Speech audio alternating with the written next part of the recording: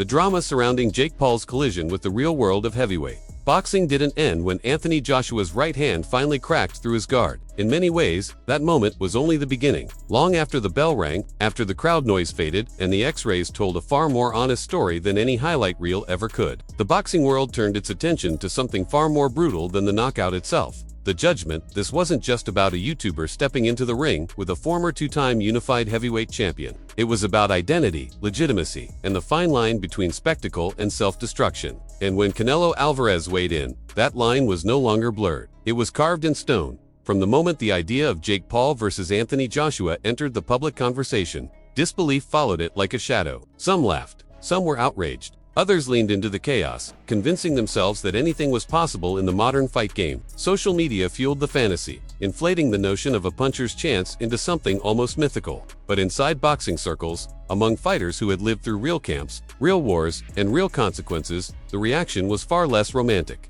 There was never a chance, not in any realistic sense. That was the consensus echoed again and again by seasoned professionals. Still, when the fight actually happened, something unexpected occurred. Jake Paul didn't fold immediately. He didn't collapse in the first exchange. He survived. That survival alone was enough to confuse people. Observers like Dillian White admitted that while Jake stood no chance of winning, he lasted longer than anticipated. Not because of elite boxing skill, but because of toughness. Wrestling toughness. The kind forged in American high school gyms, where pain is normal and quitting is shameful. Jake Paul wasn't a polished heavyweight contender, but he was stubborn, physically strong, and mentally committed to staying upright for as long as his body would allow. And for a moment, that was enough to create noise. Anthony Joshua, coming off inactivity and carrying the psychological weight of past knockouts, didn't immediately erase Jake Paul from existence the way many expected. The ring was larger than usual. Jake moved constantly, north to south, running rather than fighting. He wasn't trying to win rounds. He was trying to survive them. That alone made the fight awkward, frustrating, and longer than it ever should have been. But survival is not victory, and toughness is not skill. When Joshua finally connected clean, the reality arrived with violence. A shot that had flattened professional heavyweights didn't knock Jake Paul unconscious, but it broke his jaw. Blood spilled, bone fractured. The fight ended not with controversy or conspiracy, but with medical imaging that told a simple truth. This was real. And that truth is what triggered the harshest response of all. Canelo Alvarez didn't shout. He didn't rant. He didn't need to. His dismissal was colder than anger. He acknowledged Jake Paul's improvement, something few elite champions would even bother doing. Better timing, better movement, better resilience. Progress, undeniably. But then came the verdict. Enough. Canelo made it clear that improvement doesn't equal belonging. Boxing is not a costume you put on because you have money, attention, and courage. It is a craft that demands years of sacrifice and punishes shortcuts without mercy. Jake Paul, in Canelo's eyes, had already gone too far. He had crossed from novelty into danger, from entertainment into permanent harm. Everybody makes mistakes, Canelo said, choosing his words carefully. But you need to do what you do, not try to be something else.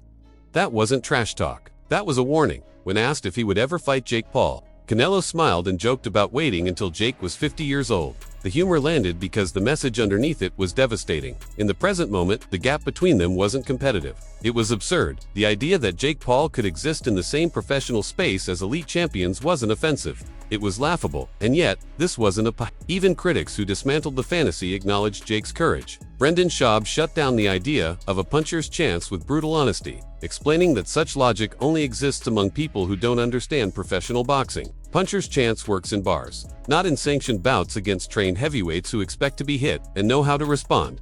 Adam Booth, Teddy Atlas, Sergio Mora, and others offered more technical breakdowns. They noted Jake's improved footwork, his ability to make Joshua miss at times, and his discipline in avoiding corners. These were real developments, real growth, but they also highlighted the limits of those improvements. Running is not rink, avoidance is not offense, and surviving elite fighters is not the same as competing with them. The broken jaw became symbolic. It wasn't just an injury, it was evidence. Evidence that this wasn't scripted. Evidence that the punishment was real. Evidence that the cost of continuing down this road could be far higher than bruised pride.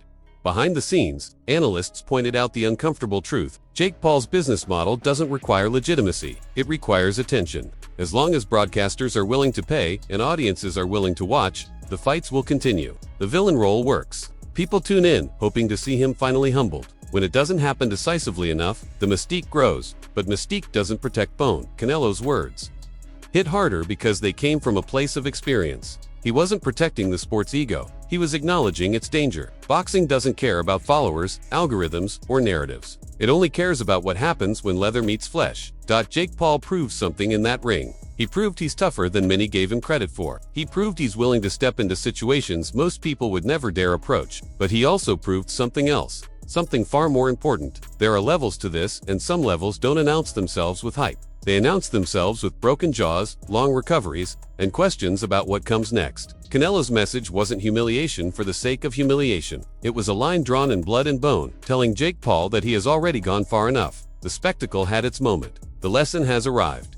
Now the question isn't whether Jake Paul can continue. It's whether he should. If you've made it this far, I want to know what you think. Did Jake Paul earn respect just by lasting as long as he did? Or did this fight finally expose the limits of the entire experiment? Is Canelo right to tell him it's time to walk away? Or does Jake still have something left to prove? Let me know your thoughts in the comments. And if you enjoyed this deep dive into the real consequences behind the headlines, make sure to like the video, subscribe to the channel, and turn on notifications